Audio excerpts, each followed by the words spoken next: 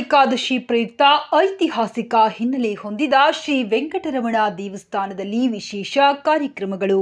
ಗಂಗಾವತಿ ನಗರದ ಐತಿಹಾಸಿಕ ಹಿನ್ನೆಲೆ ಹೊಂದಿರುವ ಶ್ರೀ ವೆಂಕಟರಮಣ ದೇವಸ್ಥಾನದಲ್ಲಿ ವೈಕುಂಠ ಏಕಾದಶಿಯ ಪ್ರಯುಕ್ತ ವಿಶೇಷ ಧಾರ್ಮಿಕ ಪೂಜಾ ಕಾರ್ಯಕ್ರಮಗಳು ಶುಕ್ರವಾರದಂದು ಸಾಂಗತವಾಗಿ ಜರುಗಿದವು. ಬೆಳಗ್ಗೆ ನೈರ್ಮಲ್ಯ ವಿಸರ್ಜನೆ, ಸುಪ್ರಭಾತ ಸೇರಿದಂತೆ ಶ್ರೀ ವೆಂಕಟೇಶ್ವರ ಮೂರ್ತಿಗೆ ವಿಶೇಷ ಪೂಜಾ ಕಾರ್ಯಕ್ರಮಗಳು ದೇವಸ್ಥಾನದ ಪ್ರಧಾನ ಅರ್ಚಕರಿಂದ ಜರುಗಿದವು. ಈ ಸಂದರ್ಭದಲ್ಲಿ ಶ್ರೀ ವೆಂಕಟೇಶ್ವರ ಮೂರ್ತಿಯ ಉತ್ಸವದ ಮೂರ್ತಿಯ ಭವ್ಯ ಮೆರವಣಿಗೆ ಸಕಲ ವಾದ್ಯ ವೈಭವದೊಂದಿಗೆ ವಿವಿಧ ಭಜನಾ ಮಂಡಳಿಯ ಭಜನಿ, ಕೋಲಾಟ, ನೃತ್ಯದೊಂದಿಗೆ ರಾಜಮಾರ್ಗದ ಉದ್ದಕ್ಕೂ ನೆರೆದ ಜನಸ್ತೋಮವನ್ನು ಶ್ರದ್ಧೆ, ಭಕ್ತಿ ಭಾವ ಬೆಳೆಸುವಲ್ಲಿ ಸಾರ್ಥಕ ಪಡೆದವು.